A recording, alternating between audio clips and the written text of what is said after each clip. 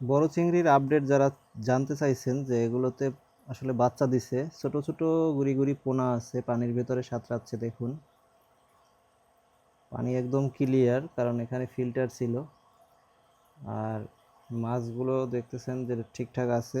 সম্ভবত একটা মাছে পোনা ছাড়ছে, তাতেই এই অবস্থা। পুরো ট্যাঙ্ক ভরে গেছে। লাখ লাখ কোটি কোটি পোনা এখানে আছে, সাঁতরাচ্ছে। তো এগুলো জুম করলেও আসলে বোঝা যায় না, লাইট মারলে মূলত দেখা যায় যে গুড়ি গুড়ি এগুলো সাঁতরাচ্ছে আর কি।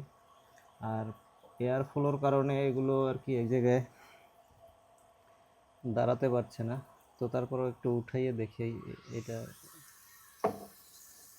দেখুন অবস্থা, এটা কিন্তু উপরে আছে, পানিতে কোনো স্রোত নেই, তারপরও ওরা কিন্তু নড়তেছে। ওই যে চিংড়ি মাছের যে স্বভাব, ছাটা দেয় আর কি।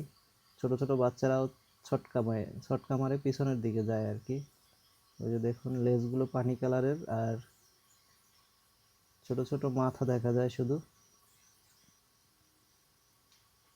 এখন কিন্তু বোঝা যায় যে এগুলো চিংড়ি মাছ। ওই যে দেখেন চিংড়ির লেজ লেজ দেখা যায়। যতগুলো দেখা যায় সবগুলো কিন্তু চিংড়ির পোনা। মা মাছগুলো এই পাশে আছে নিচে আর কি। ডিম থেকে আর কি বাচ্চা উৎপাদনের পর এরকমই দেখা যায়, ওই যে ছটকা মারে শুধু, পানির ভিতরে খালি ছটকা মারে। এটা দেখলেই বোঝা যায় যে চিংড়ি মাছের পোনা হয়েছে।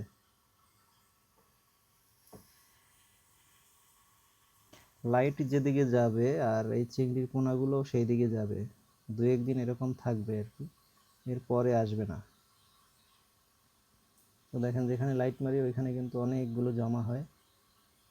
এই যে দেখেন অনেকগুলো জড়ো হয়ে ছটকা মারে শুধু, লেজ দিয়ে ছাটা মারে আর কি। আর পিছন দিকে চলে প্রথমে